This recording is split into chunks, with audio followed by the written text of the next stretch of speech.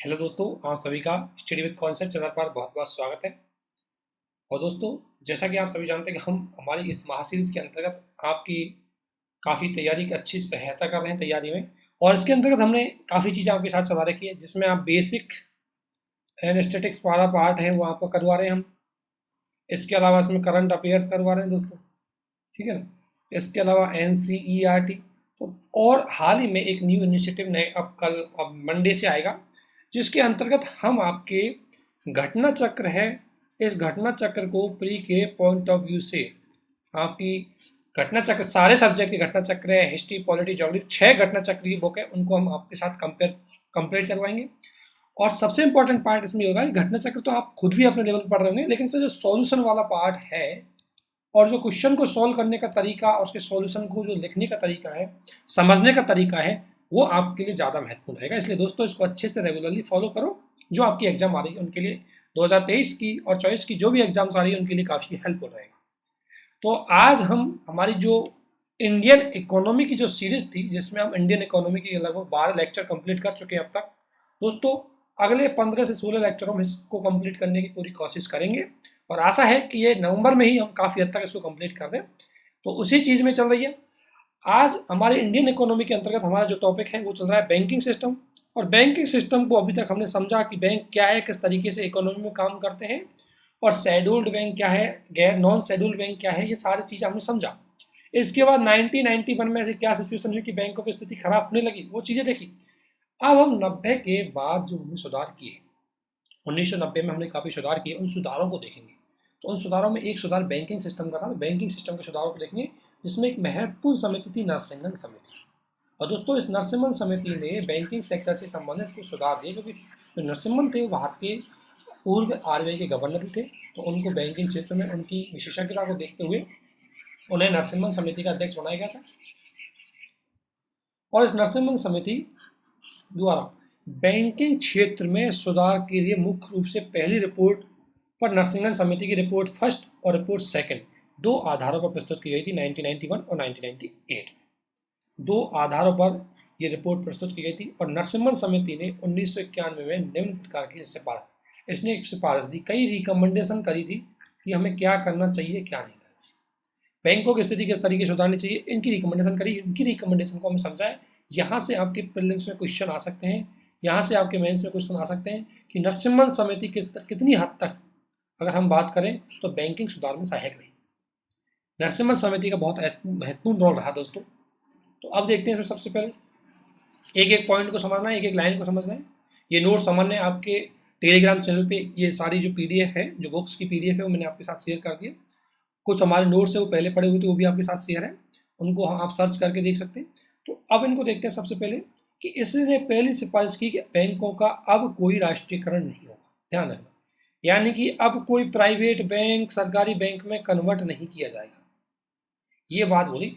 और क्यों नहीं किया जाएगा दोस्तों? क्योंकि अगर हर प्राइवेट निवेशक को ये डर रहे कि सरकार कल के जाके उनके बैंक का अपने यहाँ राष्ट्रीयकरण करके अपने अंडर में ले सकती है, अपने कंट्रोल में ले सकती है, तो कोई भी व्यक्ति बैंक नहीं खोलेगा, कोई विदेशी निवेशक निवेश करने नहीं देगा। इसलिए राष्ट्रीयकरण नहीं होगा, क्योंकि अब हमें निजी और विदेशी निवेशकों को विश्वास दिलाने की आवश्यकता है। विदेशी निवेशक और जो घरेलू निवेशक है उनको इस बात की विश्वास दिलाने की आवश्यकता है कि आप अब बैंक ओपन करो और आपका बैंक स्वयं का बैंक रहेगा, आपका बैंक आपकी प्रतिस्पर्धा पर निर्भर करेगा और आप खुद उसके संचालक होंगे। RBI केवल आपको रेगुलेटिंग करेगा, कंट्रोल नहीं करेगा, है ना। RBI आपको रेगुलेटिंग करेगा, कंट्रोल नहीं करेगा, और कभी भी आपका बैंक सरकार ऑक्यूपाई नहीं करेगी, सरकार उसका नेशनलाइजेशन नहीं करेगी। इसलिए इसने पहली बात बोली कि अब बैंकों का राष्ट्रीयकरण नहीं किया जाएगा। दूसरा इसने बोला स्वस्थ प्रतिस्पर्धा, यानी कि चाहे सार्वजनिक बैंक हो, चाहे निजी बैंक हो, चाहे विदेशी बैंक, सभी के लिए समान अपॉर्चुनिटी दी जाए। सरकार ऐसा नहीं कि सार्वजनिक बैंकों को विभिन्न प्रकार की सुविधाएं देती है, इंसेंटिव देती है, सब्सिडी देती है, और निजी क्षेत्र को नहीं देगी, ऐसा नहीं है। सभी के लिए कंपटीशन होना चाहिए, इक्वल होना चाहिए, क्योंकि बैंकिंग व्यवस्थाएं बाजार पर डिपेंड करती है। अगर मान लें एक करके हम मान लें SBI है, ये गवर्नमेंट का बैंक है, और एक्सिस बैंक है, ये प्राइवेट बैंक है। अगर सरकार कहती है कि जो व्यक्ति SBI से लोन लेगा उसको हम सब्सिडी देंगे, और जो व्यक्ति एक्सिस से लोन लेगा वो उसी ऋण पे लेगा जिस ऋण पे वो एक्सिस देगा, तो ऐसी स्थिति में एक्सिस तो चल ही नहीं पाएगा। हर कोई व्यक्ति कहाँ से लोन लेगा? एसबीआई से। तो ऐसी स्थिति में एक्सिस अपने कंपटीशन में आएगा नहीं। तो इसलिए ऐसा पक्षपात नहीं करे, इसलिए समान व्यवहार किया जाएगा। तो ये बात नरसिम्हन समिति ने की कि राज्य सरकार है, गवर्नमेंट है, किसी भी स्थिति में पब्लिक सेक्टर के बैंकों में इंटरफियर नहीं कर। इसके अलावा दोस्तों इसमें यह कहा था कि वैश्विक परिचालन के लिए एसबीआई के कुछ बैंकों को मर्ज किया जाए।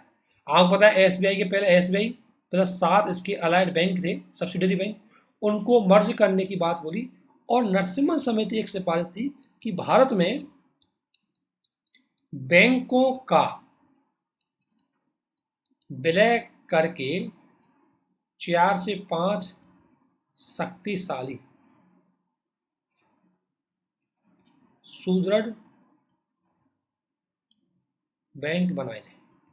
ये नरसिम्हन समिति ने बोला था कि हमें जो अलग अलग छोटे छोटे बैंक हैं, अब आप कितने 20-25 बैंक बना रखे हैं, और जैसे थोड़ी सी इकोनॉमी में कोई स्थिति खराब हुई, आपका बैंक डूब जाता है, उसकी आर्थिक स्थिति खराब हो जाती है।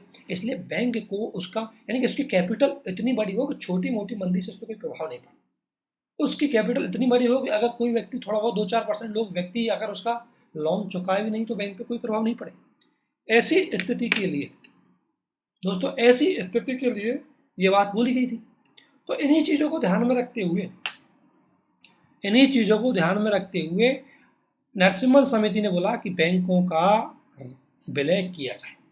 और इसलिए आपको पता है कि पहले बैंक 20 थे और प्लस 1 एसबीआई का, और एसबीआई के इस बैंक में 7 अलाइड बैंक थे। इन 7 को मर्ज करके एक एसबीआई बनाया गया था, और 20 को अब विलय करके लगभग 12 बैंक बचे हुए हैं, और अभी सरकार इनका लगातार विलय करने पर लग रही है। तो ये बात किसने बोली थी? नरसिम्हन समिति ने बोली थी। दूसरा दोस्तों, एसएलआर और सीआरआर को कम करें, क्योंकि इससे बैंकों के उधार देने की संसाधन बचेंगे। अब इस पॉइंट को समझो, एसएलआर और सीआरआर। सीआरआर का मतलब बैंक टोटल अपनी जमा का, टोटल डिपॉजिट का। बैंकों की टोटल डिपॉजिट होती है बैंकों की लायबिलिटी। तो बैंक अपने टोटल डिपॉजिट का लगभग 4%, पहले 10% था, एक निश्चित अनुपात क्या रखती है? सीआरआर में रखेगी। किसके पास? आरबीआई के पास। और पहले कितना था? 10% के समथिंग था। अगर मान ले कोई बैंक ने 100 रुपये इन्वेस्ट किया है, 10 रुपये वो किसके पास रख देगा? आरबीआई के पास। इन्वेस्ट मीन्स 100 रुपये बैंक ने लोन लिया है, बैंक में जमा हुई है 100 रुपये। अगर बैंक में जमा 100 रुपये हुई है तो बैंक इनके बदले के लोगों को क्या देगा? इंटरेस्ट देगा। लेकिन बैंक क्या करेगा? इंटरेस्ट देगा तो इनमें से एक अनुपात तो बैंक का चला जाएगा आरबीआई के पास, एक निश्चित अनुपात उसको रखना पड़ेगा 38% के समथिंग एसएलआर के पास, उसके पास बचे 50 रुपये। तो दोस्तों बैंक अब 50 रुपये को ही लोन दे पाएंगे, इसी से पैसा कमाएंगे। लेकिन चूंकि सरकार नरसिम्हन समिति ने बोला कि एसएलआर और सीआरआर यदि कम ही हो जाएंगे, जैसे इसको घटा करके 4% कर दिया सीआरआर को, और एसएलआर को घटा करके 18% कर दिया, तो अब लगभग 76% इनके पास पैसा हो जाएगा, 76। तो सीआरआर और एसएलआर को यदि हम कम करेंगे तो बैंकों के पास ऋण देने के लिए ज़्यादा पैसा आ जाएगा, ज़्यादा संसाधन आ जाएंगे, तो बेहतर तरीके से ऋण दे देंगे। क्योंकि सीआरआर और एसएलआर में जो जमा होती है वो बैंकों की बेकाम की लायबिलिटी होती है, बैंक उसका यूज नहीं कर सकते, इसलिए सीआरआर और एसएलआर को कम किया जाए। तो आखिरकार दोस्तों सीआरआर और एसएलआर की जरूरत क्यों पड़ी? दोस्तों सीआरआर और एसएलआर की इसलिए जरूरत पड़ती है कि अगर कोई बैंक मान लो डूब जाए तो जो आरबीआई के पास और उनके पास जो रिजर्व रखा है उससे कुछ लोगों का पैसा तो चुकाया जा सके। तो इसलिए मुख्य रूप से आपातकालीन स्थितियों में बैंकों की स्थिति को सुधारने के लिए सीआरआर और एसएलआर की व्यवस्था की गई। तो सीआरआर और एसएलआर है उसको कम किया जाए, क्योंकि उससे बैंकों की ऋण देने की क्षमता है वो क्या करेगी? बढ़ेगी। ये नरसिम्हन समिति की सिफारिश थी। दूसरी इसकी सिफारिश थी एनपीए को कम किया जाए। जो बड़ी मात्रा में ऐसे क्षेत्रों को, जैसे प्रायोरिटी सेक्टर के जो क्षेत्र है इनको भी देखेंगे, यानी कि कृषि क्षेत्र, एमएसएमई, लघु कुटीर उद्योग, इनको जो लोन दिया जाता था ये लोन डूब जाता था बड़ी मात्रा। और कई बार क्या होते हैं कि बड़े बड़े बिजनेसमैन अपनी एग्रीकल्चर लैंड पे भी लोन ले लेते थे सस्ते में। तो बोला कि इस प्रकार का जो मिसयूज हो रहा है प्रायोरिटी सेक्टर लैंडिंग, यानी कि प्राथमिकता क्षेत्र ऋण व्यवस्था। प्राथमिकता क्षेत्र ऋण व्यवस्था मतलब है जिनको सामान्यतः जो प्राइवेट बैंक है उनको ऋण नहीं देता, वो पिछड़े हुए होते हैं, उन क्षेत्रों को हर बैंक अपने टोटल लोन का कम से कम 40% लोन देगा। इसको हम आगे पढ़ेंगे, वैसे बता रहा हूँ मैं बेसिकली। तो इससे क्या है कि नॉर्मली बैंकों को पैसा मिलता नहीं था, इससे क्या है सस्ता ऋण देना पड़ता था और इसके बदले बैंकों को ऋण भी सस्ता मिलता था, इसलिए बैंक सामान्यतः इससे बचते थे। और इसमें बहुत सारा पैसा बैंकों का डूब है। इसलिए बोला गया कि इसने बोला कि जो प्रायोरिटी सेक्टर लेंडिंग की जो व्यवस्था है इसको थोड़ा तार्किक बनाया जाए, इसको थोड़ा पारदर्शी बनाया जाए, क्योंकि अगर हम एग्रीकल्चर के लिए लोन दे रहे हैं तो इसका मुख्य उद्देश्य एग्रीकल्चर ही है। लोगों के पास ज़मीन होती है गाँव में, और वह व्यक्ति सरकारी नौकरी में होता है, जॉब में होता है, वो गांव की ज़मीन दिखा करके लोन वसूल लेता है और उसको फिर इंटरेस्ट पे, डबल इंटरेस्ट पे देता है लोगों को। बहुत ज़्यादा इसका मिसयूज होता था इसके लिए, और वो सारी प्रॉपर्टी किस में कन्वर्ट होती थी, एनपीए में। क्योंकि आपको पता है किसानों ने कुछ एमएसएमई ने लोन लिया, चुनाव आए, लोन माफ हो गया, लोन किस में चला गया, एनपीए में। इससे बैंकों की स्थिति डाउन होती चली गई। तो इसलिए नरसिम्हन समिति ने बोला भाई ऐसा नहीं करना है आपको, इसको थोड़ा तार्किक बनाना है। अगला बोला कि बेहतर जोखिम प्रबंधन और संचालन के लिए जो विवेकपूर्ण मापदंड है, यानी कई पावर क्या होती थी, डिस्क्रिमिनेशन पावर होती थी। डिस्क्रिमिनेशन पावर किसके पास होती थी, बैंकिंग अथॉरिटी के पास। और बैंकिंग अथॉरिटी में कौन सी बैंक थी, पब्लिक सेक्टर की बैंक। और इन बैंकों पर जिसकी सरकार होती थी उसी का आदमी इन पे कंट्रोल करता था, मैनेजिंग डायरेक्टर होता था। तो इसलिए ये बैंक है वो राजनीतिक रूप से ज़्यादा इंटरफेयर में थे, और जैसे राजनीतिक रूप से इंटरफेयर में थे इसलिए इनकी व्यवस्था सही से नहीं चल पाई, क्योंकि इसमें पॉलिटिकल इंटरफेरेंस था, बैंकों के पास स्वायत्ता नहीं थी, और इसकी वजह से बैंक बाजार के आधार पर ना चल करके पॉलिटिकल पार्टी सरकार के आधार पर चलने लगे। और आपको पता है इकोनॉमी किसी पॉलिटिकल पार्टी या गवर्नमेंट से नहीं चलती, इकोनॉमी सिस्टम से चलती है, मार्केट से चलती है। तो इसकी वजह से भी कहीं ना कहीं बैंकों की स्थिति खराब होगी। इसलिए बोला कि बैंकों की स्वायत्ता पे हमें फोकस करना है।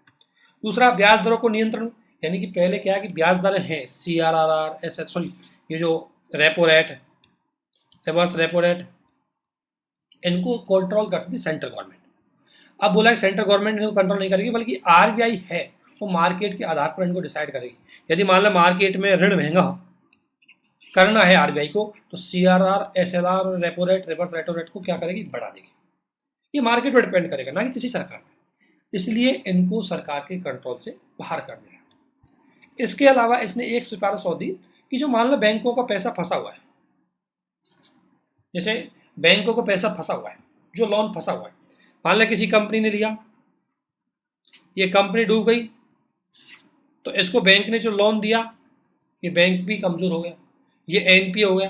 तो क्या किया जाए कि इसने बोला कि इस स्थिति को सुधारने के लिए हमें एआरसी का गठन किया जाना चाहिए, asset reconstruction company. Asset reconstruction company क्या होती थी, क्योंकि दोस्तों जैसे मान लो एसबीआई है, अब एसबीआई ने मान लो एक्स व्यक्ति को, एक्स कंपनी को क्या दिया, लोन दिया। जब ऑब्वियसली एक्स कंपनी को लोन दिया होगा तो कुछ डॉक्यूमेंट तो एसबीआई के पास रखे होंगे, इस कंपनी के कुछ डॉक्यूमेंट एसबीआई के पास रखे होंगे। तो अब एसबीआई के पास इतनी क्षमता, एसबीआई में क्या है, बैंक कंपनी के चलाने की क्षमता नहीं होती। एसबीआई सिर्फ बैंक चला पाएगा, कंपनी का वो डायरेक्टर बोर्ड, कंपनी का स्ट्रक्चर कैसा है इसके बारे में एसबीआई आप नहीं जाना करेंगे। तो एसबीआई क्या करेगा, अब एक सिस्टम क्या करेगा कि एक एआरसी का गठन किया जाएगा। एसबीआई इस एआरसी को इन डॉक्यूमेंटों को देगा, एआरसी इन डॉक्यूमेंट की मार्केट में नीलामी करेगी, और नीलामी के माध्यम से जो पैसा आएगा उस पैसे को क्या करेगी, एसबीआई को दे देगी। इस तरीके से असेट रिकंस्ट्रक्शन कंपनी है, उनकी बात की गई, जो बैंकों और वित्तीय संस्थानों का जो पैसा फंसा हुआ है उस पैसे को रिस्ट्रक्चर कर सके। अब रिस्ट्रक्चर ये दो तरीके से कर सकते हैं, या तो इस कंपनी को बेच देगी, या इस कंपनी में सुधार करके इस कंपनी को मजबूत कर सकती है। तो ये सारी व्यवस्था है, इन सारी व्यवस्थाओं को नरसिम्हन कमेटी ने रिकमेंडेशन किया। और दोस्तों सरकार ने इन सारी व्यवस्थाएं जो नरसिम्हन कमेटी ने बोली है, इन सारी व्यवस्थाओं को लागू करने पर भी पूरा सहयोग दिया। सरकार ने इनकी रिकमेंडेशन को स्वीकार किया। जैसे कैसे, पहला एसएलआर और सीआरआर। एसएलआर पहले 38% था, उसको घटा करके 18% कर दिया, और सीआरआर वर्तमान में कितना है, 4.5%। यानी कि जो पहले इतने ज़्यादा थे उनको घटा करके कम कर दिया। इसलिए बैंकों को ऋण देने की क्षमता ज़्यादा हो गई। एक सुधार तो ये अप्लाई हो चुका है।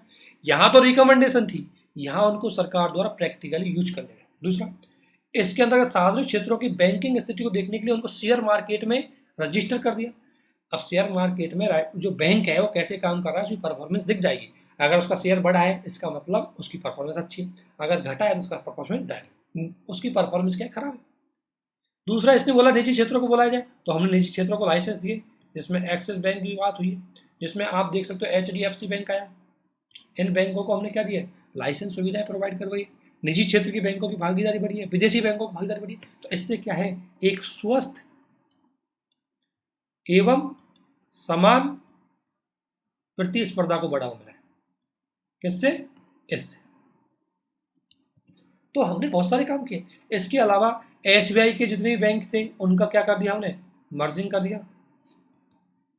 और एआरसी है इसका गठन कर दिया।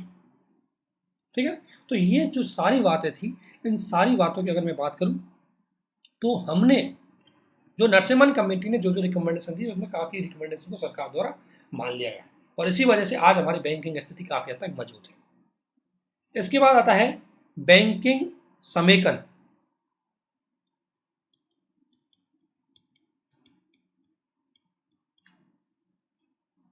या बैंकिंग विलय।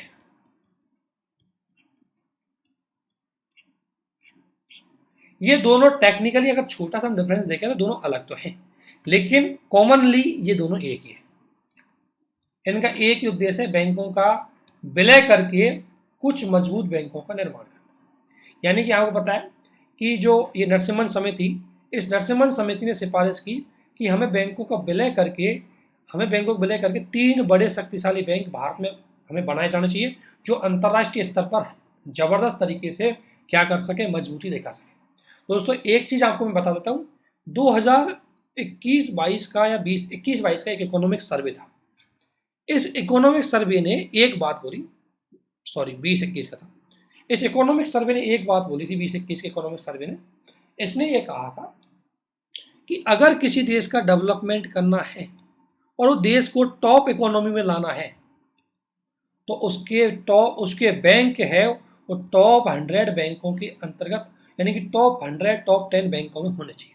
और भारत का अभी तक टॉप 50 में कोई भी बैंक शामिल नहीं है। जैसे अगर बात करें तो चीन ने जब डेवलप किया है तो चीन के लगभग टॉप 15 में 10 से 5 बैंक चीन के किस में शामिल है? टॉप बैंकों में शामिल है। अर्थात इस बात का संकेत है कि यदि इकोनॉमी को मजबूती देनी है तो हमें शक्तिशाली बैंक हमारे पास होनी चाहिए। ये बात इकोनॉमिक सर्वे ने भी बोली और ये बात नरसिम्हन कमेटी ने भी बोली। इसलिए हमारे पास, क्योंकि हमारे पास क्या होते हैं कि इतने सारे बैंक थे, इन सारे बैंकों को मर्जिंग करने की सिफारिश इस नरसिम्हन समिति ने की और बोला कि मर्जिंग कर दो, इनको विलय कर दो ताकि इनकी मजबूत स्थिति हो सके। तो एक बहुत बड़ा मुद्दा रहा कि क्या बैंकों का विलय करना इस समस्या का समाधान है या नहीं। तो इसको थोड़ा सा देखते हैं, ठीक है ना। तो अब बात करते हैं बैंकों के विलय की। ये इसमें जो बात दी है इसी को आप पढ़ लेना, यही कहानी जो मैं बोलते जा रहा हूँ ये इसी को पढ़ते हैं हम, ठीक है ना। तो बैंकों का अगर विलय की बात करें तो विलय का मतलब है दो या दो से अधिक बैंकों को एक बैंक में तब्दील कर दो। बैंकिंग विलय जैसे एसबीआई है तो एसबीआई में उसके 7 सहयोगी बैंकों को मिला दिया गया, ठीक है। इस प्रकार से बैंकों का विलय किया गया था। इसी प्रकार से देना बैंक को पीएनबी में, ये देख लेना। इसी प्रकार सेंट्रल बैंक ऑफ इंडिया है उसको उसमें बनाया गया था। और बैंक ऑफ बड़ौदा में 2 बैंकों को मर्ज किया गया। जैसे दोस्तों इसमें देखो ये अभी कुछ बैंक है वो मर्ज किए गए थे। जैसे पंजाब नेशनल बैंक है, पंजाब नेशनल बैंक में ये ओरिएंटल बैंक ऑफ कॉमर्स और यूनाइटेड बैंक ऑफ इंडिया को मर्ज किया गया था, ठीक। इसी प्रकार से कैनरा बैंक की बात करूँ मैं तो कैनरा बैंक में सिंडिकेट बैंक है, इसको मर्ज किया गया था, है ना। इसी प्रकार से अगर इंडियन बैंक की बात करूँ तो उसमें इलाहाबाद बैंक को मर्ज किया गया था। यूनाइटेड बैंक ऑफ इंडिया की बात करूँ तो उसमें आंध्रा और कॉर्पोरेशन बैंक को किया गया था। बैंक ऑफ बड़ौदा की बात करूँ तो देना और विजया बैंक की इसमें मर्जिंग किया गया था। और स्टेट बैंक ऑफ इंडिया की अगर बात करूँ तो स्टेट बैंक 7 बैंकों को इसमें मर्ज किया गया था। State bank of Bikaner, state bank of Hyderabad, state bank of Mysore, state bank of Patiala, state bank of Travancore और एक भारतीय महिला बैंक, 6 बैंकों को इसमें मर्ज किया गया था। तो इस प्रकार से जो भारत में लगभग 21 बैंक थे राष्ट्रीयकृत, उनको घटाकर अब 12 राष्ट्रीयकृत बैंक ही बचे हुए। 1 2 3 4 5 6 7 तो ये बैंक है, 5 छोटे वो बैंक है। इस प्रकार से ये चीजें इसमें की गई है, ठीक है ना।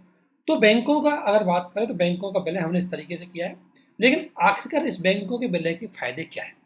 तो अगर इसके सकारात्मक पक्ष देखें दोस्तों तो पहला सकारात्मक पक्ष ये है, ये आपका टॉपिक भी है।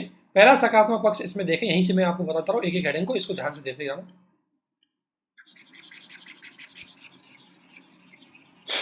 देखो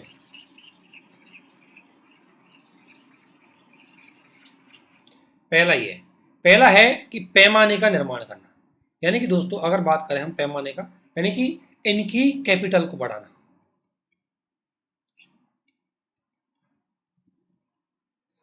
कैपिटल कैसे, पहले एसबीआई और उसके 6 बैंक, इनकी अलग अलग कैपिटल थी, लेकिन जब एसबीआई में मर्ज हुए तो एसबीआई ही टॉप फर्स्ट बैंक बन गया।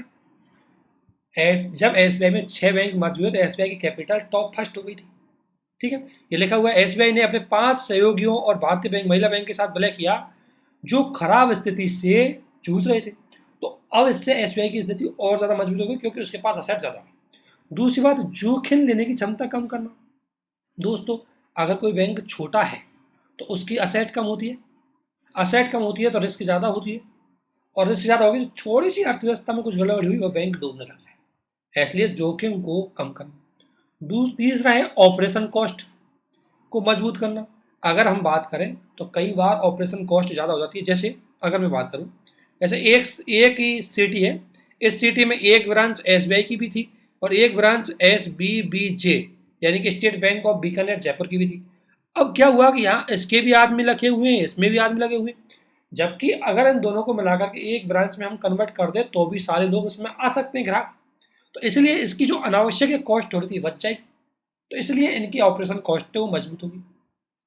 इसके अलावा एनपीए है या क्रेडिट पोर्टफोलियो अच्छी तरीके से निपट लेंगे, क्योंकि अगर जैसे बात करें हम एसबीआई में जो 6 बैंक विलय हुए थे उनके सबके एनपीए ज्यादा थे और उनकी खुद की क्षमता नहीं थी कि चुका सके, वो उनको वसूल सके। जैसे क्योंकि वसूलने में क्या दिक्कत आती है कि आपके पास 100 रुपये हैं और 100 में से कुछ सीआरआर को एसएलआर में आपने रख दिए, उसके बाद बचे आपके पास 80 में आपने 80 रुपये का लोन दिया था, उसमें से आपके 20 रुपये ही आ रहे हैं। अब आप क्या करोगे? तो 20 रुपये आपके पास कम है, अब इनको लोन दे करके आप दे देंगे तो आपके पास कुछ नहीं बचेगा। इसलिए यदि आप बहुत बड़ी मात्रा में आपके पास कैपिटल है तो थोड़ा बहुत एनपीए में चला भी जाता है तो भी बैंक सस्टेन रहता है। इसलिए इन चीज़ों को कम करने के लिए कहीं ना कहीं हमने बैंकों का विलय किया था, और बैंकों की जो शाखाओं का दोहराव है उसको रोकने के लिए, जैसे एक बैंकों की शाखा है उनका दोहराव को रोकने के लिए, और आघात यानी कि अगर छोटी सी मंदी की स्थिति आए तो मजबूत बैंक है वो झेल सकते हैं, छोटे बैंक नहीं झेल सकते। इन्हीं उद्देश्यों के लिए सरकार द्वारा बैंकों को 21 से घटा करके वर्तमान में 12 कर दिया गया। इसके अलावा एक चीज और थी, ये तो इसके पॉजिटिव पॉइंट बताए गए कि ऐसा हो सकता है, लेकिन दोस्तों काफी हद तक इसमें बैंकों के मर्जिंग करने से सफलता तो मिली, लेकिन जो एनपीए है वो कोई प्रभाव नहीं पड़ा। भाई वो बैंक पहले जो एनपीए एसबीबीजे पे था या स्टेट बैंक ऑफ इंडिया के किसी बैंक पे था, अब वो मर्ज होकर के एसबीआई में आएगा तो भी वो एनपीए एनपीए ही रहेगा, तो वो तो कम हुआ नहीं, बस एनपीए का ट्रांसफर हुआ है। ठीक है ना, तो इसलिए आलोचक बोलते हैं कि इससे पूरी तरह लाभ नहीं होते, क्योंकि एनपीए के जो मुद्दे की बात कर रहे हैं वो मुद्दे लंबे टाइम तक वो मुद्दा सॉल्यूशन नहीं हो पाता, उसका केवल और केवल क्या होता है, रिप्लेस होता है। पहले वो एसबीबीजे के पास था, अब वो एसबीआई के पास आ गया। तो इस प्रकार से एनपीओ का, अगर हम बैंकों के समीकरण की बात करें तो हाँ ये बात ठीक है कि इनकी कॉस्ट कम होगी, इनकी जो बैलेंस शीट हो ज़्यादा बढ़ेगी, इनका एरिया ज़्यादा बढ़ेगा, ये मजबूती ज़्यादा होंगे, आपातकालीन स्थितियों में अपने आप को बचा सकते हैं, इसलिए इनका मर्जिंग किया जाना ठीक है। परंतु एनपीओ को किसी भी स्थिति में कम नहीं करते, ऐसा कोई संकेत हमें दिया नहीं। इसके बाद दोस्तों बैंकों का एक तरीका होता है बैंकों का निजीकरण कर दो, या तो बैंकों को मर्जिंग कर दो और या उनका प्राइवेटाइजेशन कर दो। अब प्राइवेटाइजेशन करने का मतलब है उनकी शेयर होल्डिंग है 51% प्राइवेट सेक्टर को दो। तो केंद्रीय बजट द्वारा अपने भाषण में 2 पीएसबी बैंक और अन्य पीएसबी बैंकों की बिक्री की बात की गई थी, लेकिन ध्यान रखना, एक चीज ध्यान रखना, इसमें सबसे बड़ी बात है कि इसमें ये बोला गया कि भाई हम प्राइवेट सेक्टर है उनको दे रहे हैं, लेकिन ये बात है कि अगर आप बैंकों का निजीकरण करते हैं तो उसके समक्ष भी चैलेंज आती है। तो निजीकरण के समक्ष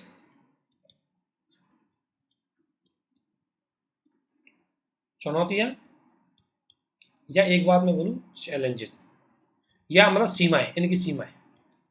निजीकरण करने के बाद बैंकों को अगर हम निजी क्षेत्र में बदल देंगे तो इनके समक्ष क्या चुनौतियां आएंगी, क्या सीमाएं आएंगी। तो सबसे पहली बात है कि सामान्य लोगों का विश्वास कम हो जाएगा, क्योंकि अगर कोई बैंक सरकार का है तो लोगों का विश्वास रहेगा, लोग उसमें जमा करवाएंगे और फिर जमा ज़्यादा ज़्यादा आएंगी तो बैंक निवेश ज़्यादा से ज़्यादा कर जाएंगे और लोग उस लोन ज़्यादा से ज़्यादा लोगों को दे पाएंगे। लेकिन यदि कोई बैंक आपने प्राइवेट कर दिया तो हो सकता है कि लोगों का विश्वास उससे कम हो जाए और लोग फिर वहां जमा कम करें। एक तो ये प्रभाव पड़ेगा जनता का विश्वास का, अगर आपने निजीकरण कर दिया।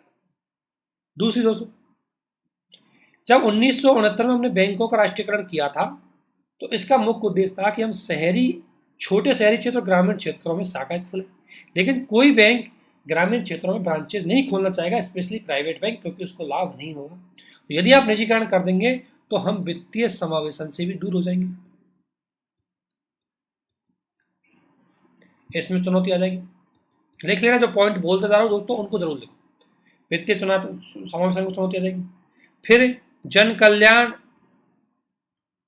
के स्थान पर लाभ केंद्रित हो जाएंगे। भाई ये बात सही है कि सरकारी बैंक कहीं ना कहीं ठीक है, माइनस में जा रहे हैं, कोई दिक्कत नहीं, लेकिन वो जनता का कल्याण तो कर रहे हैं, गरीब समाज के वंचित वर्गों को कुछ ऋण सुविधाएं प्रोवाइड करवा रहे हैं। एक बैंक का एक अर्थव्यवस्था में यही उद्देश्य होता है कि वो समाज के वंचित वर्गों को भी सुविधाएं प्रोवाइड करवाए, ताकि वो आर्थिक क्रियाकलाप है उनको सहयोग कर सके। तो अगर हमने प्राइवेट सेक्टर को दे दिया तो ये जन कल्याण के स्थान पर किस पे केंद्रित हो जाएंगे? लाभ केंद्रित हो जाएंगे। ये चीज ध्यान रखना।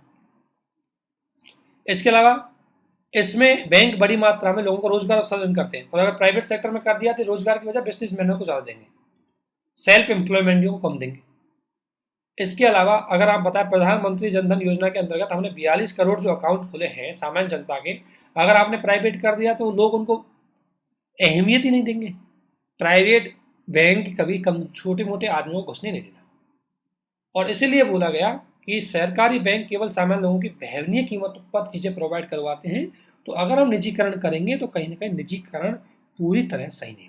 इससे अच्छा है कि हमें शक्तिशाली सरकारी बैंकों का निर्माण किया जाए और इनको मर्ज किया जाए। ठीक है। इसके बाद दोस्तों पढ़ते पीजे नायक कमेटी। ये आपसे कई बार कमेटियों के बारे में मिलान में पूछे जाते हैं, तो आपसे कोई पूछे पीजे नायक कमेटी किससे संबंधित है, तो आप देना बैंकिंग सुशासन से संबंधित, यानी कि बैंकिंग सुशासन में सुधारों से संबंधित ये समिति हमने गठित की थी। इस समिति ने एक बात समझी, ये समिति हमने गठित क्योंकि उसको देखो, वो कह रहा था कि हमने 1991 में या नरसिम्हन कमेटी ने कुछ सिफारिश दी, वो स्वीकार तो कीजिए, लेकिन अभी भी कंपनी का जो मैनेजमेंट है वो सरकार के हाथ में था। उस मैनेजमेंट में भाई भतीजावाद, रेड टैपेज में सरकारी पॉलिटिक्स और सरकार के आदमी उसमें मैनेजमेंट में वो बैठते थे। और जितने भी आपने सुना है विजय माल्या का केस, नीरव मोदी का केस, ये सारे केस इसलिए हुए क्योंकि उन्हीं व्यक्तियों ने अपने कुछ चंद पैसे के लिए इनको ऐसा लोन दे दिया जो बाद में डूब गया।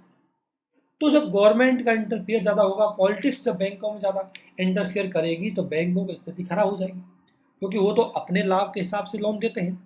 तो इसलिए ऐसी स्थिति में क्या हुआ कि बैंकों का सबसे बड़ा जो फॉल्ट था वो था उनका शासन का,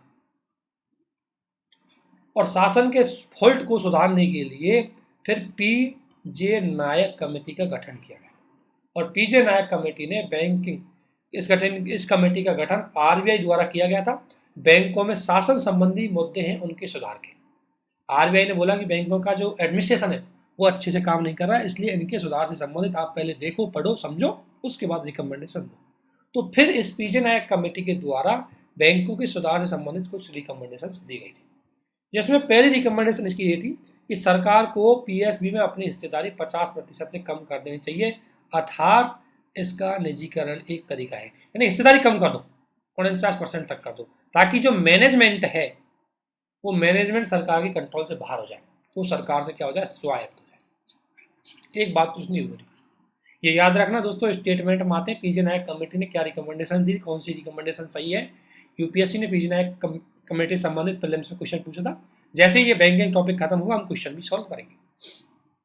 इसके अलावा बोला कि सार्वजनिक क्षेत्र के बैंकों का जो बैंक बोर्ड है उनकी नियुक्तियों की प्रक्रिया व्यवसायिक होनी चाहिए। अभी क्या होती है, पॉलिटिक्स, यानी कि जैसे बीजेपी आई है तो बीजेपी के समस्त बड़े बड़े व्यक्ति है उनको बैंकों के एसबीआई में बैठा देगी, पीएनबी में बैठा देगी, है ना, अपने आदमियों को, अपने जानकार लोगों को जो प्रबंधन उनके रूप में काम करेंगे। ऐसे पॉलिटिक्स ज़्यादा आएगी, इंटरफेरेंस ज़्यादा आएगी। और ध्यान रखना, बैंक किसी पॉलिटिक्स से नहीं चलते, ज्ञान से चलते हैं, मार्केट से चलते हैं, नॉलेज से चलते हैं। तो उसमें प्रोफेशनल डेवलप करने के लिए कहीं ना कहीं इसको स्वायत्त करना जरूरी था। इसके अलावा बोला कि किसी बैंक का अध्यक्ष का कार्यकाल केवल 5 वर्ष निश्चित किया गया था। ताकि वो स्वायत्त रहे। कई बार क्या होता है, अध्यक्ष को डर रहता है कि यार सरकार हटा देगी, तो बोला कि पहले से फिक्स कर दो ताकि सरकार का दबाव उस पर नहीं है। और पूर्णकालिक डायरेक्टर होते हैं, उनका 3 वर्ष जारी कर देंगे। ये बात इसने बोली ताकि बैंकों के सुशासन की बात की जाए। और इसी के आधार पर इसी ने सुझाव दिया कि हमें बैंक बोर्ड ब्यूरो का गठन किया जाना चाहिए। बैंकों के एडमिनिस्ट्रेटिव को नियुक्ति करने के लिए, बैंकों के एडमिनिस्ट्रेटिव का संचालन करने के लिए, है ना, अध्यक्ष बैंक बोर्ड के शासन का विश्लेषण करने के लिए इस कमेटी ने जो रिकमेंडेशन दी वो दी BBB, बैंक बोर्ड ब्यूरो का गठन किया जाए। यह एक स्वायत्त निकाय के रूप में इसका गठन किया जाए। और इसको क्या कार्य दिए गए थे वो देखो।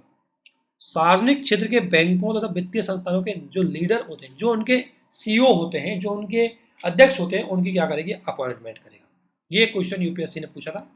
प्रीलिम्स में एक लाइन क्वेश्चन था कि सार्वजनिक क्षेत्र के बैंकों का जो निदेशक होते हैं उनका अपॉइंटमेंट कौन करता है। दोस्तों BBBE करती है, बैंक बोर्ड।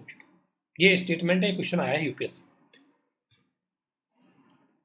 अगला काम ये करता है कि PSB, अगर जितने भी बैंक है जिनका समेकन करना है, मर्जिंग करनी है, तो उसके सुझाव भी BB देता है।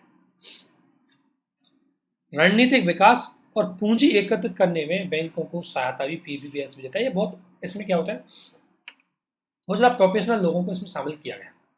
तो BB भी काफ़ी महत्वपूर्ण भूमिका निभाता है। दोस्तों बैंक बोर्ड ब्यूरो के बारे में थोड़ी सी बेसिक इन्फॉर्मेशन है कि बैंक बोर्ड ब्यूरो है, इसमें 3 लोगों से मिलकर बना होता है, 3 लोग प्लस एक चेयरमैन। चेयरमैन इसका है, उसको हम मिनिस्ट्री ऑफ फाइनेंस गठित करती है, अपॉइंटमेंट करती है PMO के कंसल्टेंशन से। PMO सहमति देता है और मिनिस्ट्री ऑफ फाइनेंस उसको अपॉइंटमेंट करती है। इसके अलावा 3 इसमें एक्स ऑफिस पद होते हैं, जिसमें सेक्रेटरी होता है एक तो किसका, डिपार्टमेंट ऑफ पब्लिक एंटरप्रेन्योर, एक सेक्रेटरी होता है फाइनेंस सर्विस का, और एक डिप्टी गवर्नर होता है RBI का। इन तीनों से मिलकर के 3 + 1 4, इसके अलावा 5 एक्सपर्ट और 2 प्राइवेट सेक्टर के। यदि अगर बात को समझे हम कि इसका, अगर मैं अपॉइंटमेंट की बात करूं BBB, अगर BBB की स्ट्रक्चर की बात करूं तो इसका एक चेयरमैन होता है, 3 एक्स ऑफिसर पद होते हैं, फिक्स पद होते हैं, जिसमें एक कौन कौन होता है, एक तो RBI का डिप्टी गवर्नर, ठीक है, एक सचिव होता है किसका, डिपार्टमेंट ऑफ पब्लिक एंटरप्रेन्योरशिप, और एक सचिव होता है डिपार्टमेंट ऑफ फाइनेंशियल सर्विस। और प्लस इसमें 5 एक्सपर्ट होते हैं और 2 इसमें प्राइवेट सेक्टर से होते हैं। इस आधार पर इतने लोगों से मिलकर बना होता है RRB। इसके जो चेयरमैन होता है उसका अपॉइंटमेंट मुख्य रूप से मिनिस्ट्री ऑफ फाइनेंस है वो करती है, कंसल्टेंस करती है किससे, PMO से। इस आधार पर बोर्ड बैंक ब्यूरो है वो एक महत्वपूर्ण संस्था के रूप में काम करता है। PJ नायक कमेटी 2014 में स्थापित की थी, उसी ने रिकमेंडेशन दी थी इसकी, ठीक है।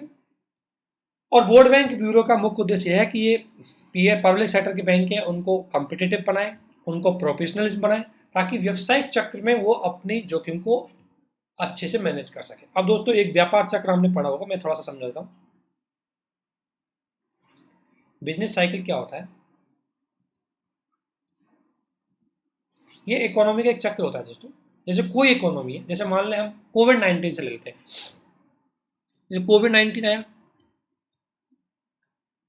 कोविड-19 में हमारी इकोनॉमी क्या थी, मंदी की चली गई, सही बात है, क्योंकि लॉकडाउन लगा, आपूर्ति और डिमांड दोनों ठप हो गई, तो मंदी में चली गई। अब मंदी में चले जाने के बाद अगर हम देखें इसको, तो हमने इन्वेस्टमेंट किया, डिमांड बढ़वाई, और धीरे धीरे ये क्या आ गई, डिमांड बढ़ी तो सप्लाई बढ़ी, सप्लाई बढ़ी तो इकोनॉमी में क्या किया, बूम किया, इकोनॉमी ने क्या किया, बूम किया। लेकिन जब आप निरंतर क्या करते जाओगे, निरंतर अगर सप्लाई बढ़ाते जाओगे तो एक टाइम के बाद आपकी डिमांड कम हो जाए, क्योंकि वस्तुओं की डिमांड तो फिक्स होती है और आप कंटिन्यू सप्लाई बढ़ाते जा रहे हो, तो एक टाइम के बाद आपकी सप्लाई रुक जाएगी। सप्लाई रुकेगी तो उत्पादन भी रुकेगा, उत्पादन रुकेगा तो बेरोजगारी बढ़ेगी, और बेरोजगारी बढ़ेगी तो लोग इनकम कम होगी, और लोग इनकम कम होगी तो डिमांड कम होगी, और डिमांड कम होगी तो मंदी की स्थिति आ जाएगी। यही इकोनॉमी का एक साइकिल होता है। सामान्य स्थिति में इकोनॉमी इसी साइकिल से चलती है। इसलिए बोला गया कि जब ये मंदी की स्थिति में जाती है तो बैंकों को हम इतना मजबूत बना दो कि मंदी की स्थिति में अपने आप को बचा ले। यही उद्देश्य था BBB का। समझ गए? इसी को बोलते हैं बिजनेस साइकिल। अगला टॉपिक है हमारा विभेदीकृत बैंक। दोस्तों विभेदीकृत बैंकों की अगर मैं बात करूं तो विभेदीकृत बैंक होते हैं जिनके उद्देश्य भी अलग होते हैं, जिनके उद्देश्य भी अलग है, जिनके ग्राहक भी अलग है और काम करने के तरीके अलग होते हैं अन्य प्रकार के बैंकों से, उन्हें बोलते हैं विभेदीकृत बैंक। जैसे अगर मैं बात करूं पेमेंट बैंक, ये क्या है? विभेदीकृत बैंक है। स्मॉल फाइनेंशियल बैंक, ये क्या है? विभेदीकृत बैंक है। जैसे पेमेंट बैंक का उद्देश्य एक है कि वित्तीय समावेशन को बढ़ावा जाए। इसके ग्राहक कौन होंगे दोस्तों? जैसे किसान है, लघु कुटीर उद्योग है, गैर सरकारी क्षेत्र के, गैर जो औपचारिक क्षेत्र के लोग हैं वो। और दूसरी बात, इसका काम क्या है? ये केवल इनको सामान्य वित्तीय सहायता देगा, इनको लोन नहीं दे सकता, केवल जमा स्वीकार कर सकता है। आगे देखेंगे। तो इस प्रकार के जो बैंक होते हैं उनको बोलते हैं विभेदीकृत बैंक। ठीक है ना? तो वो विभिन्न प्रकार के बैंक जिनके उद्देश्य, ग्राहक, काम करने के तरीके अलग अलग होते हैं। ये फर्मों, सामान्य जनता और कंपनियों, किसानों, ग्रामीण क्षेत्र, सूक्ष्म वित्तीय क्षेत्र, MSE आदि क्षेत्रों के आर्थिक विकास और वित्तीय समावेशन में क्या करते हैं? सेवाएं देते हैं। इन्हीं बैंकों को बोलते हैं विभेदीकृत बैंक। विभेदीकृत बैंक की अगर मैं बात करूं तो बहुत लंबे समय से विभेदीकृत बैंक है इनकी ओर रहा, और इसका सबसे पहली शुरुआत अगर ढंग से देखें तो नचिकेत मूर समिति के समय हुई। नचिकेत अगर मूर समिति की बात करें 2013 में समिति आई थी। इसका उद्देश्य था वित्तीय समावेशन। अब वित्तीय समावेशन अगर आपको करना है तो इसका सबसे बड़ी बात यह है कि वित्तीय समावेशन यदि आपको करना है तो आपको ग्रामीण क्षेत्र, आपको अनौपचारिक क्षेत्र, आपको गरीब व्यक्ति, आपको निम्न व्यक्ति, MSME ऐसे व्यक्तियों को ऋण सुविधाएं प्रोवाइड करवानी चाहिए। तो बैंक है उनकी रीच इस तरीके से नहीं थी, इसलिए इन्हीं के लिए कुछ बैंक स्थापित किए थे, उन्हीं को बोलते हैं विभेदीकृत बैंक। और उसमें इस नचिकेत मूर समिति ने दो चीजों की सिफारिश की थी। एक था इसमें पेमेंट बैंक और एक था स्मॉल फाइनेंशियल बैंक। ठीक है, और इसी को बात हम कर सकते हैं।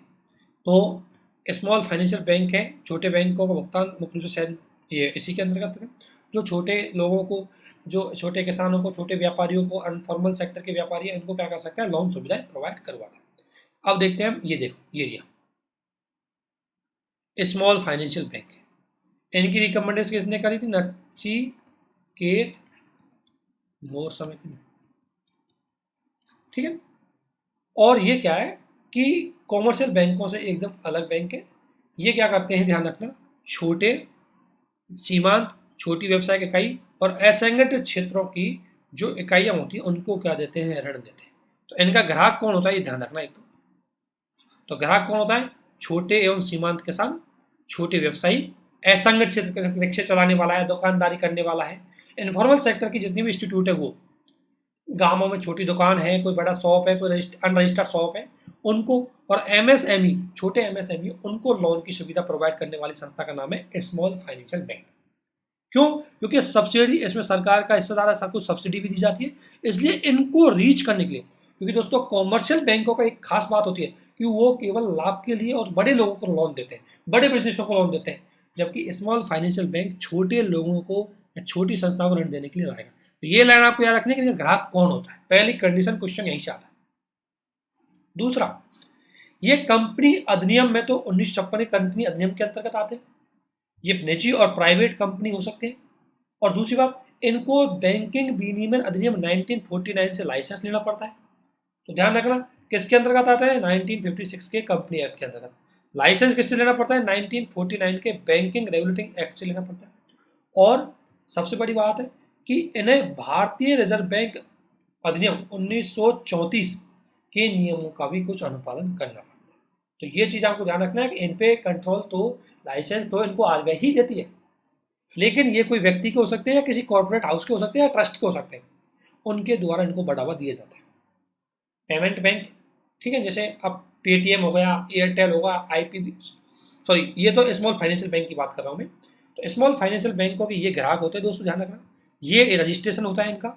और सबसे बड़ी बात यह है कि ये किसी क्षेत्र में नहीं, बल्कि ये स्थानीय क्षेत्रों तक, ये ध्यान रखना, एक निजी वित्तीय संस्थान के रूप में कहीं पर भी एक कार्य कर सकते हैं। स्मॉल फाइनेंशियल बैंक कहीं पर भी कार्य कर सकते हैं, इनको कोई रेगुलेशन नहीं है। ग्रामीण क्षेत्र में, शहर क्षेत्र में कहीं कर सकते हैं। जब स्मॉल फाइनेंशियल बैंक अगर आपको स्थापित करना है तो मिनिमम कैपिटल आपके पास कितनी होनी चाहिए, 100 करोड़ होनी चाहिए। और ये कैपिटल आप किसी अन्य बैंक से भी ले सकते हैं, अन्य कॉमर्शियल बैंक से ले सकते हैं, सरकार से भी ले सकते हैं, प्राइवेट सेक्टर से भी ले सकते हैं। तो इनके पास कोई बैंक स्थापित करना है तो 100 करोड़ की संपत्ति होनी चाहिए। दूसरी बात, ये इनको SLR भी रखनी पड़ती है, CRR भी रखनी पड़ती है, ये दोनों चीजें इनको रखनी पड़ती है। तीसरी बात, ये प्राइवेटी सेक्टर लैंडिंग है जिसमें सामान्य बैंकों की हिस्सेदारी 40% होती है। इनको 75% ऋण केवल PSL एरिया में देना पड़ता है, क्योंकि इनका उद्देश्य ही PSL एरिया है। दोस्तों ये सारे PSL एरिया है जो आपको दिख रहे हैं ना, ये ऊपर, ये सारे प्रायोरिटी सेक्टर लैंडर एरिया। अभी आगे देखिए हम, तो ये सारे प्रायोरिटी सेक्टर लैंडिंग एरिया है। तो इनको 75% इनको लोन, अगर 100 रुपये का लोन देते हैं 75 रुपये इनको देना होगा, जबकि सामान्य बैंक कितने देते हैं, 40%। इसके अलावा ऋण का अगर बात करें तो 50% ऋण, यानी 25 लाख तक के ऋण दे सकते हैं। मैक्सिमम कितने लाख तक ऋण दे सकते हैं, 25 लाख तक के ऋण दे सकते हैं। और इनकी 25% शाखाएं ग्रामीण क्षेत्रों में होना जरूरी है। ठीक है, अब बेसिक विशेषताएं मैंने पढ़ी, क्या ध्यान रखना है इसको। सबसे पहली बात, इसका ग्राहक कौन है। दूसरी बात, इसका रजिस्ट्रेशन किस तरीके से होता है, कंपनी एक्ट है 1934 के अंतर्गत इसको विनियमन किया जाता है। 1949 के एक्ट है, उसमें इसको क्या कहता है, रेगुलेटिंग किया जाता है। ठीक है ना। इसके अलावा इसको CRR भी रखना पड़ता है, इसको SLR भी रखना पड़ता है। इसके अलावा ये मुख्य रूप से प्राइवेट सेक्टर में 75% तक लोन दे सकते हैं। और इनकी पूंजी मिनिमम 100 करोड़ रुपए होनी चाहिए। और इनकी 25% जो ब्रांच है वो ग्रामीण क्षेत्रों में। ये बेसिक पॉइंट है जिनको आपको नोट डाउन करना है। इन पॉइंटों को आपको नोट डाउन करना है, ये क्वेश्चन यहाँ से आते हैं दोस्तों। इसलिए मैंने विस्तार से चाहता तो मैं इनको डायरेक्ट नोट डाउन करके आपके साथ शेयर कर सकता, लेकिन चूंकि बुक की मैंने PDF इसलिए दिया ताकि आप अच्छे से एक बार पढ़ लें। इसके अलावा विशेषता यह है कि दोस्तों ये लघु वित्तीय बैंक अन्य गैर जोखिम, जैसे अगर बात करें हम, जैसे किसी आवश्यकता होती है जैसे म्यूचुअल फंड, बीमा और पेंशन आदि का फैलाव, यानी कि अगर कह सकते हैं इसमें ये भाग ले सकते हैं, म्यूचुअल फंड में ले सकते हैं, बीमा और पेंशन सुविधाओं में भाग ले सकते हैं। इसके अलावा लघु वित्तीय bank non banking financial company अगर मैं बात करूं तो नॉन बैंकिंग फाइनेंशियल कंपनी हम आगे पढ़ेंगे। नॉन बैंकिंग फाइनेंशियल कंपनी होती है जो जमाएं स्वीकार नहीं करती, जो केवल शेयर मार्केट, निवेश, स्टॉक में क्या करती है, निवेश करती है और लोन प्रोवाइड करवाती है, उनको बोलते हैं नॉन बैंकिंग फाइनेंशियल कंपनी। वो जमाएं स्वीकार नहीं करती, इसलिए वो बैंकिंग सिस्टम में नहीं आती, तो ये उसमें भी अपना निवेश नहीं कर सकते स्मॉल फाइनेंशियल बैंक। ठीक है, ये बेसिकली इन्फॉर्मेशन पढ़ लेना, मेन इन्फॉर्मेशन मैंने आपको बता दी। तो स्मॉल फाइनेंशियल बैंक के बारे में आप जानेंगे होंगे कि उनका मेन क्या क्या चीज होती है। दूसरा आते हैं दोस्तों पेमेंट बैंक। ये भी नची केट मोर कमेटी की रिकमेंडेशन के बाद इनका स्थापना किया गया था। ये किसको निवेश देते हैं, छोटे व्यवसायियों को या कम आय वाले परिवार, जिनकी आय कम है उनको ये क्या देते हैं, मुख्य रूप से इनके ग्राहक होते हैं। इसमें यह है कि जमाएं हैं, ध्यान रखने से अंतर क्या है कि जमा फिक्स होती है। आप एक दिन में मैक्सिमम 1 लाख रुपए तक आपके पास अंतिम टाइम तक उस अकाउंट में पैसे रह सकते हैं, इससे ज्यादा नहीं। ठीक है, ध्यान रखना 1 लाख रुपए तक की जमा स्वीकार करते हैं। और बैंकिंग नियम एक्ट 1949 के अंतर्गत इनको क्या की अनुमति दी गई है। अनुमति क्या है, ध्यान रखना, इनकी कंडीशन है। इसमें कंडीशन ये है, ये मांग जमाएं स्वीकार करते हैं, ध्यान रखना, चालू और सेविंग दोनों प्रकार की डिमांड जमाएं स्वीकार करते हैं। NRIयों की जमाएं स्वीकार नहीं करते, ध्यान रखना, NRI इसमें जमा नहीं करा सकते, जबकि स्मॉल फाइनेंशियल बैंकिंग में वो जमा करवा सकते हैं। दूसरा, इसमें भुगतान की राशि है, इसके लिए आपको पता है कि भारतीय जमा बीमा और ऋण गारंटी निगम द्वारा जमा बीमा योजना को आवृत किया गया। इसको समझो पहले कब किया। पहली बात यह है कि जो DICGC है, यानी कि director general of Indian deposit of insurance credit guarantee corporation, यानी कि जो भारतीय जमा बीमा ऋण गारंटी निगम है, ये काम क्या करता है कि जैसे मान लें बैंकों में हर व्यक्ति क्या करता है, ऋण देता है, बैंकों में हर व्यक्ति जमा स्वीकार करता है, जमा करता है।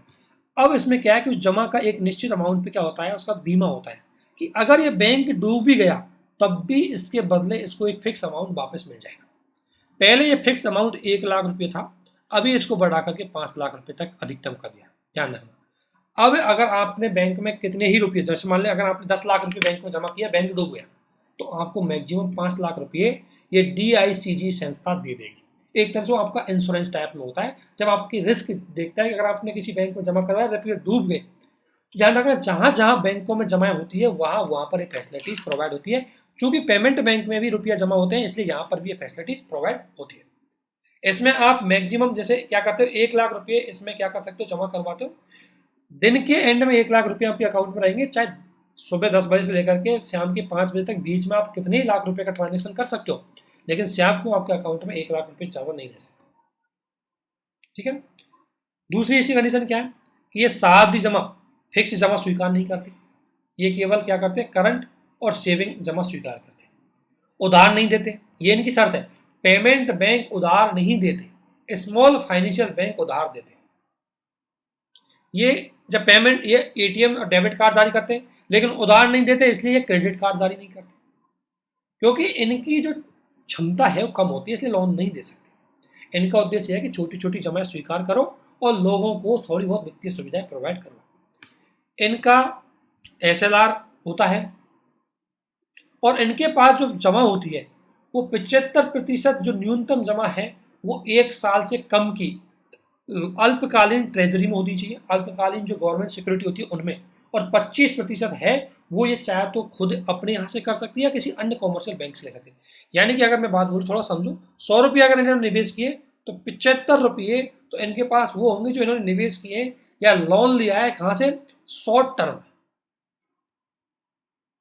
में गवर्नमेंट सेक्रेटरी से, और 25 रुपये ये कहाँ से ले सकते हैं, किसी भी प्रकार के अन्य कॉमर्शियल बैंक से, और तब जाकर के अपना काम कर सकते हैं। इसके अलावा दोस्तों ये mutual fund net banking facilities provide करवा सकते हैं। ये सीमा पार जो पैसा है आप भेज सकते हो, और एक ध्यान रखना इनकी परिचालन जोखिम थोड़ी कम होती है, इसलिए इनको पूंजी पर्याप्त अनुपात के मापदंडों से अलग रखा गया। ये हम देखते हैं एक CAR, इसको बोलते हैं दोस्तों। आगे सब टर्मिनोलॉजी आएगी, फिर मैं बताता हूँ। Capital adequate ratio, capital adequate ratio का मतलब है कि क्योंकि बैंकों के पास, एक तो बैंकों के पास होती है रिस्क कैपिटल, और रिस्क कैपिटल है बैंकों की जो क्या होती है, जैसे लोन देते हैं तो लोन की तरह से रिस्क कैपिटल होती है, क्योंकि पता नहीं लौट के आएगा नहीं आएगा, लेकिन है तो कैपिटल, क्योंकि लोन के बदले उनको इंटरेस्ट मिलता है। तो CAR एक अनुपात होता है बैंकों का रिस्क कैपिटल का, कि उनके टोटल कैपिटल अनुपात होती है किसके, रिस्क कैपिटल की। अगर CAR इस बात को दिखाएगा कि बैंकों को कितनी उनकी क्षमता है उसको दिखाता है। इस CAR को अलग से एक टॉपिक है, उसमें पढ़ेंगे। अब यहाँ समझ लो कि क्योंकि बैंक जब लोन देते हैं तो उनकी रिस्क होती है, लेकिन क्योंकि जो पेमेंट बैंक है वो लोन नहीं देते, इसलिए इनकी कोई रिस्क नहीं होती, तो इनको CAR का फॉलो नहीं करना, ये चीज ध्यान रखनी। इसके अलावा ध्यान रखना, पेमेंट बैंक और स्मॉल फाइनेंशियल बैंक का PCS में, UPSC में क्वेश्चन पूछा गया, इसलिए मैं इसकी पूरी डिटेल बता रहा हूँ। एक एक लाइन को पढ़ो समझो, अगर आपको कोई दिक्कत है। इसकी एक चीज़ है कि 25% शाखाएं इनकी ग्रामीण क्षेत्रों के में होनी चाहिए। ये बैंकिंग अधिनियम 1949 के अंतर्गत लाइसेंस लेते हैं, कंपनी अधिनियम 2013 के अंतर्गत रजिस्टर होते हैं, और 100 करोड़ की न्यूनतम पूंजी संपत्ति इनकी होती है। तो अगर दो चीज़ों को अगर मैं देखूँ यहाँ, एक है स्मॉल फाइनेंशियल बैंक और एक है पेमेंट बैंक। तो पेमेंट बैंक वही बेसिकली 100 करोड़ रुपए की पूंजी, इसके अलावा इनकी CRR और SLR होती है। इसके अलावा इनकी एक चीज़ और होती है, इनकी 25% शाखा कहाँ होती है, ग्रामीण क्षेत्रों में, और बैंकिंग अधिनियम 1949 के अंदर इनको लाइसेंस मिलता है। इनके उद्देश्य मैंने आपको बता ही दिया। इनका मुख्य उद्देश्य है वित्तीय समावेशन, छोटी जमा स्वीकार करना। तो इसलिए इसी उद्देश्य से मुख्य रूप से इन बैंकों को किया गया कि लघु बचत है उनको बढ़ा सके, और जो छोटी छोटी चीज़ें, जैसे मान लें छोटे किसान हैं, छोटे परिवार जो श्रमिक हैं, उनकी जो असंगठित क्षेत्र है, जो इनफॉर्मल सेक्टर है, जो इनफॉर्मल सेक्टर के लोगों को थोड़ी वित्तीय सहायता प्रोवाइड करवा सके, इसलिए पेमेंट बैंक की स्थापना की गई थी। इसके बाद आता है इंडियन पोस्ट पेमेंट बैंक। दोस्तों इंडियन पोस्ट पेमेंट की अगर मैं बात करूं दोस्तों, तो ये बात सही है कि ये भी एक पेमेंट बैंक है, लेकिन ये पेमेंट बैंक कौन का है, गवर्नमेंट का। और गवर्नमेंट का पेमेंट बैंक कौन से डिपार्टमेंट का है, डिपार्टमेंट ऑफ पोस्ट का। क्योंकि आपने देखा होगा डाक विभाग की अगर मैं बात करूं तो डाक विभाग की रीच हर गांव में है, हर शहर में है। इसलिए चूंकि वित्तीय समावेशन अगर आपको करना है तो हर क्षेत्र हर गांव में होना चाहिए आपकी उपस्थिति।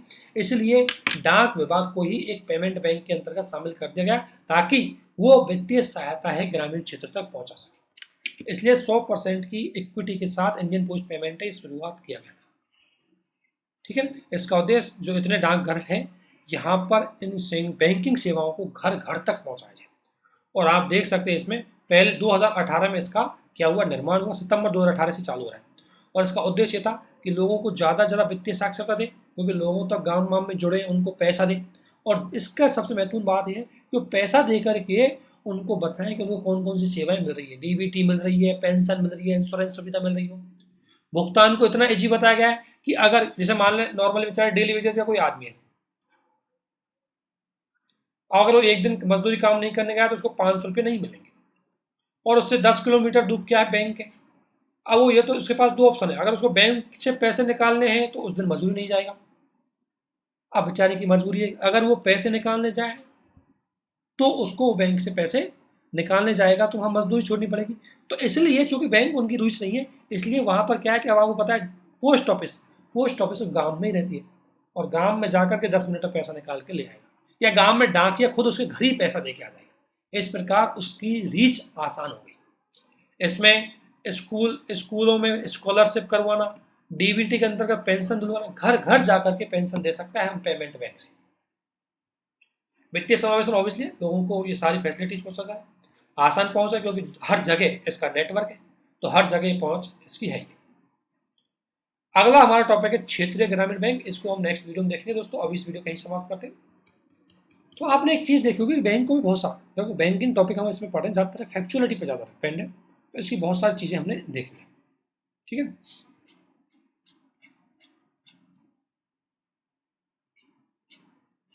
तो अब अगला टॉपिक रहेगा हमारा आरआरबी। अभी आगे इसमें पढ़ेंगे, क्योंकि बहुत बड़ी बैंक है, बहुत बड़ा सिस्टम है इसमें।